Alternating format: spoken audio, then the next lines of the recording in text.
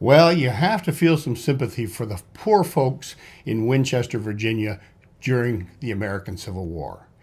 Winchester, which is the county seat for Frederick County and located near the lower northern end of the Shenandoah Valley, and the folks there had it pretty rough during the Civil War, arguably rougher than anywhere else during the war, but they're tough and hardy folks in Winchester. Now, 3 major battles were fought around the town during the war, but that didn't seem to faze the residents in and around the countryside. Armies marched through town throughout the war because of its key location, constantly on their way to the north from the south to the north, but folks took it in stride, unflustered and unaffected. Homes were confiscated, were turned into headquarters by the commanding officer of whichever army was in town, and his staff directed still more homes and farms and barns be made into field hospitals. But that didn't seem to bother the townsfolk either.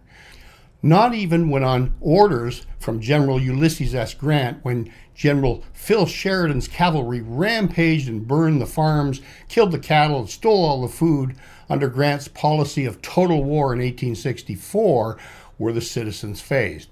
They were hungry, but not fazed. What got to them, though, is that by the war's end, they were colorblind. None could tell gray from blue.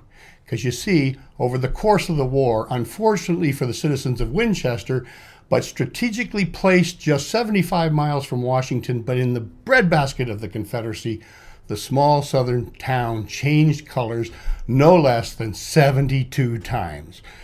Gray, blue, gray, blue, gray, blue, blue, gray. To the citizens, it seemed to never stop changing sides, switching from the Confederate to the Federal every fortnight or so during the duration of the war. Can you imagine living like that? Egad, who could blame them if they threw up their hands at the end of the war and said, enough already? So there you go, another wacky part of the American Civil War. Oh, and one last thing. During the winter of 1861-62, Stonewall Jackson headquartered in Winchester at the home of Lieutenant Colonel Lewis T. Moore of the 4th Virginia Volunteers. Now that becomes significant to us more than a century on from the war because a descendant of Lieutenant Colonel Moore helped pay for restoring the home into the Stonewall Jackson Museum, honoring the Confederate general that we visit and enjoy today.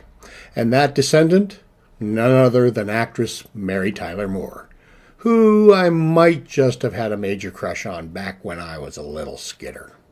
So as always, enjoy, smile, be charitable, and thanks for watching.